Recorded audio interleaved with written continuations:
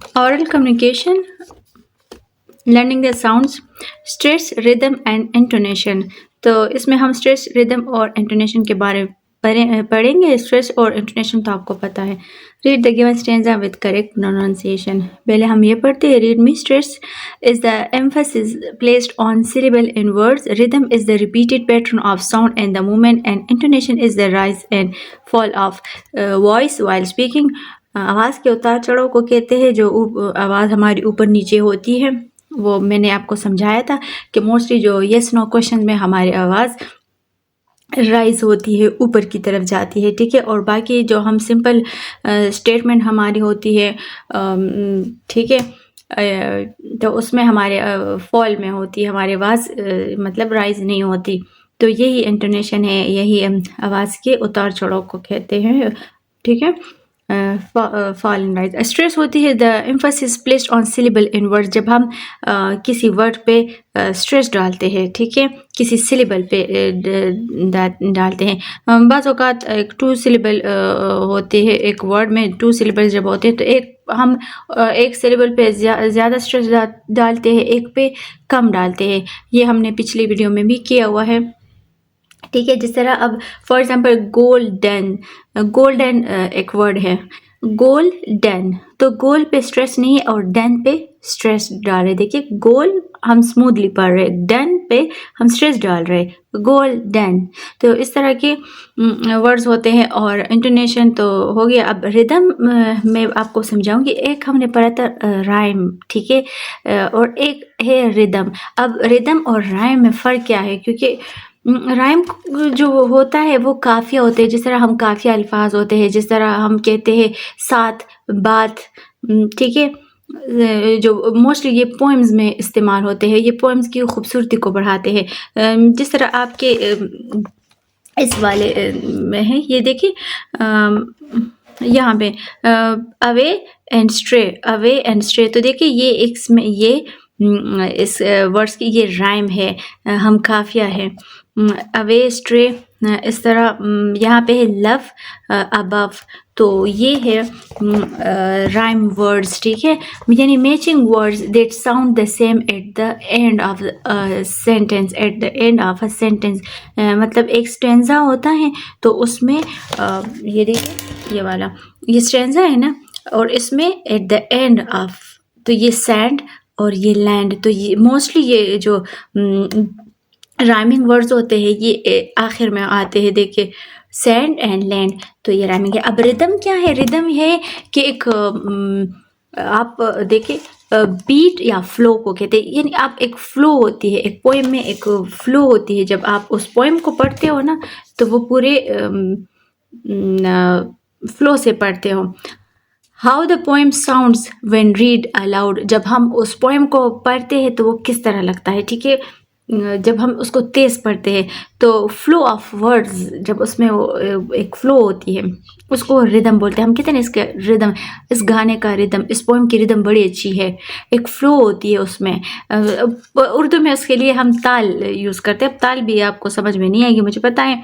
तो जिस तरह एक वर्ड है ट्विंकल ट्विंकल लिटिल स्टार, तो ये एक पूरे रिदम में है। एक कितने खूबसूरती से ये जब हम उसको पढ़ते हैं तो मज़ा आता है। ट्विंकल ट्विंकल लिटिल स्टार, ठीक है। तो rhythm is the repeated pattern of sound and movement, ठीक है।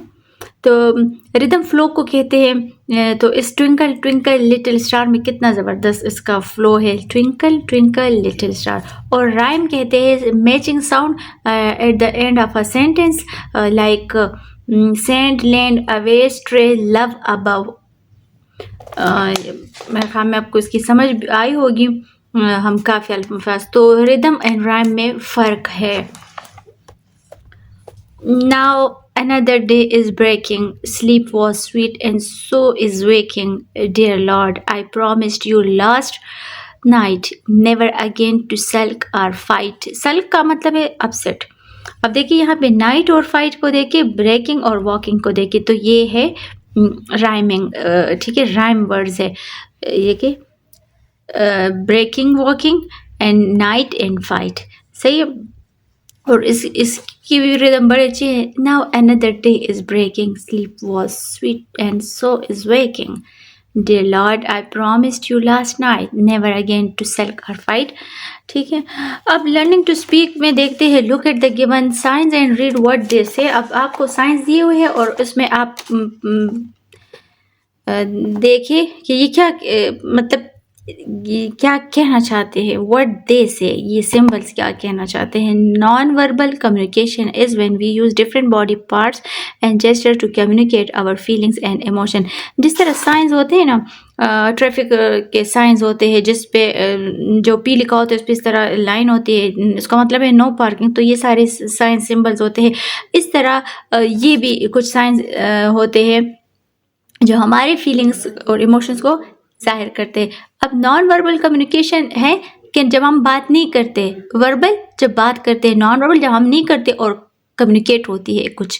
तो यहाँ से कम्युनिकेशन तो हो रही है ना, देखिए क्या हो रही है। देखिए ये कैसे खुशी का इजहार कर रहे हैं, सेलिब्रेशन मतलब कुछ सेलिब्रेट कर रहे हैं। अब यहाँ पे एंग्री है, देखिए इसके दांत निकले हुए हैं और ऐसे ना मतलब गुस्सा कर रहा है, एंग्री।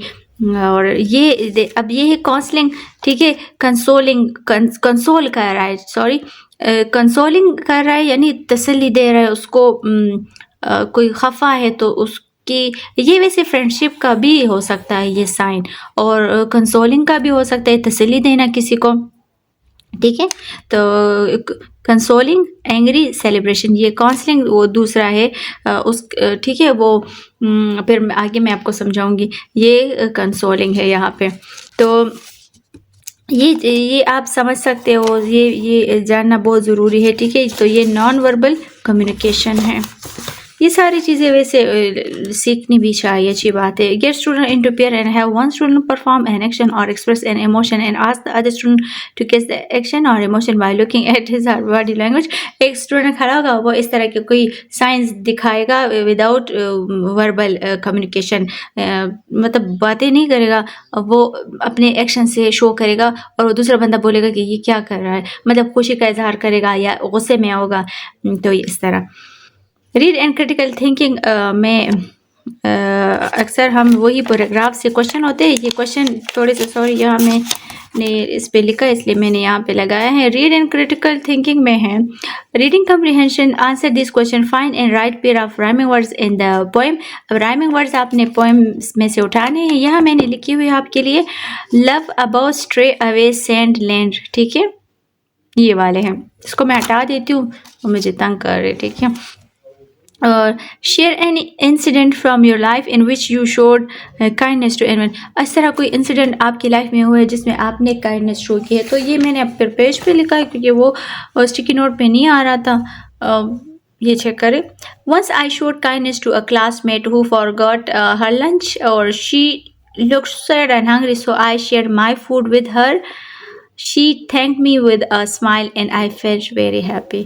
और इसी तरह दूसरा क्वेश्चन है नेक्स्ट पेज पे। अब नेक्स्ट पेज पे जो क्वेश्चन है, what is the message of the poem little things. इसका मैसेज क्या है, हमें ये क्या मैसेज दे रहा है। लिटिल पोएम से आप लोगों ने क्या मैसेज लिया है।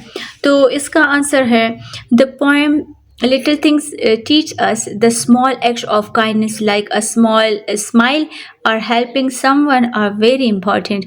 Even little things can make people happy and make the world happy. तो छोटी छोटी चीज़ें हमें खुश करती है। इवन ये नहीं कि बड़ी बड़ी चीज़ों से हम खुश हो, शादियाँ हो और बर्थडेज हो, नहीं, ऐसे आप स्माइल पास करोगे, किसके साथ अच्छा करे। ये छोटी छोटी बातें हैं जिससे खुश रहना भी चाहिए और ये काम करने भी चाहिए कि आप खुद भी खुश रहोगे और दूसरों को भी खुश रखोगे। Read the given map and right the correct direction use in the direction. ये आपको डायरेक्शन बता रहे, आपने ये पढ़ना है। यहाँ पे direction north, south, east, west. ठीक है, और यहाँ पे है बड़ा, ये मैं लंबा लंबा लिख रही थी, जगह कम थी, फिर मैंने सिर्फ इसके नाम ही लिख लिए, इसलिए फिर मैंने रब किया, तो ये थोड़ा सा मैसी हुआ है और सो के कोई बात नहीं। Direction of the post office from the school, direction of the post office, तो पोस्ट ऑफिस है ये, और from the school, post office से डायरेक्शन फ्रॉम द स्कूल, तो स्कूल से पोस्ट ऑफिस की डायरेक्शन क्या है। तो यहाँ ये स्कूल है और ये पोस्ट ऑफिस है, और ये देखिए ये ईस्ट टू वेस्ट है, तो चूंकि ये हम फिर लिखेंगे west. Direction from the post office to school. तो ये निशान देखे ना, ये वेस्ट की तरफ है, तो वेस्ट। अब डायरेक्शन ऑफ द हॉस्पिटल, ये आपको क्लियर नज़र आ रहा है। Direction of the hospital from the playground, playground ये हॉस्पिटल है, ठीक है, और ये प्लेग्राउंड है। प्लेग्राउंड से डायरेक्शन हॉस्पिटल की तरफ किस साइड पे है, तो फिर हम ये दोबारा देखेंगे। अब चेक करें, नॉर्थ से साउथ की तरफ है, तो प्लेग्राउंड से हॉस्पिटल तक direction of the playground from the hospital, तो sorry, direction of the hospital from the playground. तो ए से हम जाएंगे, तो ए से जाएंगे, देखिए direction of the hospital from the playground, तो प्लेग्राउंड से नहीं, फ्रॉम द प्लेग्राउंड तो ऐसे आएंगे, सॉरी, तो साउथ है, देखिए साउथ है। और अगर हम फिर के from the hospital to the playground, तो फिर ऐसे जाएंगे, तो फिर ये नॉर्थ होगा। यहाँ प्लेग्राउंड से हॉस्पिटल की तरफ आएंगे तो साउथ होगा, ठीक है, ये देखिए।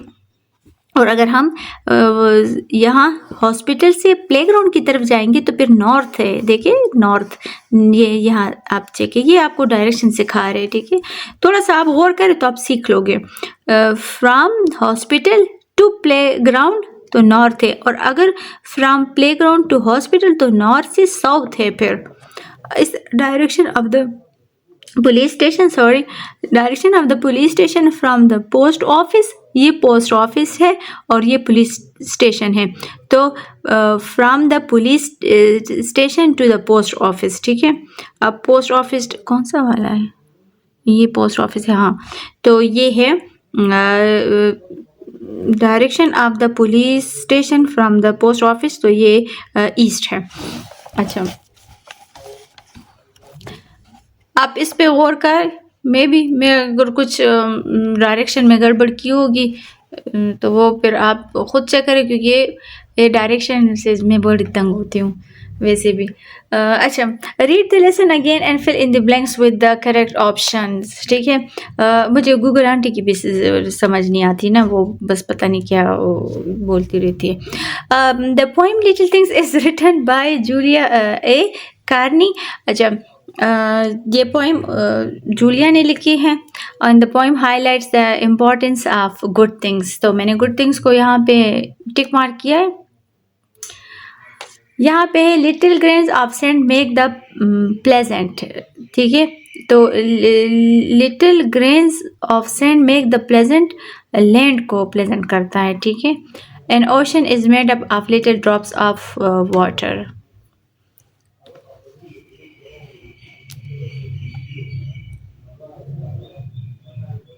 अच्छा, एनालिटिकल रीडिंग में है, use the internet and read about different river in Pakistan, collect some interesting fact about them and share them with your classmate. आपने इंटरनेट पे सर्च करना है रिवर ऑफ पाकिस्तान के, और उसके वो इंटरेस्टिंग मालूमात आपने फ्रेंड्स के साथ शेयर करनी है। लैंग्वेज फोकस में है वोकेबलरी बिल्डिंग, और read the given words with their meaning. Eternity, अवधि, इसका मतलब है अवधि, हमेशा के लिए, ठीक है। और प्लेजेंट का मतलब है खुशगवार।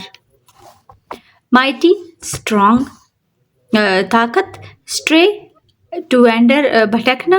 वर्चू, नेकी। स्ट्रे, गुमराह होना। वैंडर, स्ट्रे, दोनों का मतलब है भटकना, गुमराह हो जाना। और इटर्निटी का मतलब है कि हमेशा के लिए। अच्छा, regular verb form, past and past participle of regular verb are formed by adding d and ed। जब हम वर्ब से पास्ट या पास्ट पार्टिसिपल बनाते हैं तो हम उस वर्ब के जो बेस फॉर्म होता है, वर्ब होता है, उसके साथ हम डी या ईडी बना के उसको पास्ट या पास्ट पार्टिसिपल बनाते हैं। जिस तरह ये है, ये बेस फॉर्म है अलाउ, बिहेव, जंप, टॉक का, हमने ईडी लगाया तो ये पास्ट बन गया, और इसी तरह ये पास्ट पार्टिसिपल बन गया।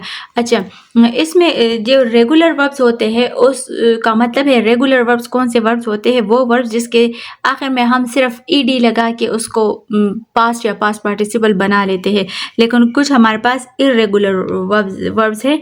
अब यहाँ पे इर्रेगुलर वर्ब्स का जिक्र नहीं हुआ है, लेकिन थोड़ा मैं बता देती हूँ, क्योंकि आपको अभी आप सोच रहे हैं कि रेगुलर और इर्रेगुलर मोस्टली ये दोनों आते हैं एक साथ। ये अभी हमने सिंगुलर प्लूरल में भी पढ़े हैं, ठीक है। तो ये इसी का ये मतलब है। जो इर्रेगुलर वर्ब्स होते हैं ना, तो वो बिल्कुल डिफरेंट होते हैं। वो हम ईडी से नहीं बनाते कि उसको आखिर में सिर्फ हम ईडी लगा के उसको पास्ट या पास्ट पार्टिसिपल बना लेते हैं। उसके वही मसला है, जिस तरह गो फर्स्ट फॉर्म है, फिर गो वेंट गॉन है। तो देखो 3 मुख्तलिफ चीज़ें हो गई ना, 3 मुख्तलिफ वर्ड्स हो गए। गो इसका फर्स्ट फॉर्म है, वेंट सेकंड फॉर्म है, और थर्ड उसका गॉन है। इस तरह ईट फर्स्ट फॉर्म है, एट सेकंड फॉर्म है, इन ईटन इसका थर्ड फॉर्म है। तो ये जो इस तरह के वर्ब्स होते हैं और जिसके पास्ट पार्टिसिपल पास्ट बिल्कुल चेंज होते हैं, तो वो इर्रेगुलर वर्ब्स होते हैं। लेकिन रेगुलर वर्ब्स ज़रा इजी होते हैं, बच्चों को आसानी से समझ में आती है। वो हम बेस फॉर्म के साथ सिर्फ ईडी लगा के उसको पास्ट या पास्ट पार्टिसिपल बना लेते हैं। तो right the past and past participle of the given words. Base form है एंजॉय, किक, नीड, पनिश, और पास्ट फॉर्म है इसका एंजॉयड, किक। देखिए सिर्फ ईडी हम लगा के पास्ट और पास्ट पार्टिसिपल बना लिया है। तो ये तो आसान होते हैं बच्चों को याद करने भी, बनाने भी। लेकिन वो जो इर्रेगुलर वर्ब्स होते हैं असल में वो स्पेशली आपको याद करने पड़ेंगे, क्योंकि वो ज़्यादा थोड़े से ट्रिकी होते हैं। उनके एक जैसे नहीं होते, उनके पास्ट और पास्ट पार्टिसिपल मुख्तलिफ होते हैं, पास्ट तो चेंज भी नहीं होते। अच्छा, ये भी याद रखें। Learning to spell, circle the correct spelling in each row. आपने सही स्पेलिंग इसमें सर्कल करना है। माइटी, ठीक है, eternity, heaven, virtue and pleasant. Meaning अब होप आपको मीनिंग इसके याद है, क्योंकि अभी हमने सबक में इसके मीनिंग पढ़े थे। और ये है ग्रामर। ग्रामर में है क्वेश्चन। चलिए ग्रामर वाला क्वेश्चन फिर मैं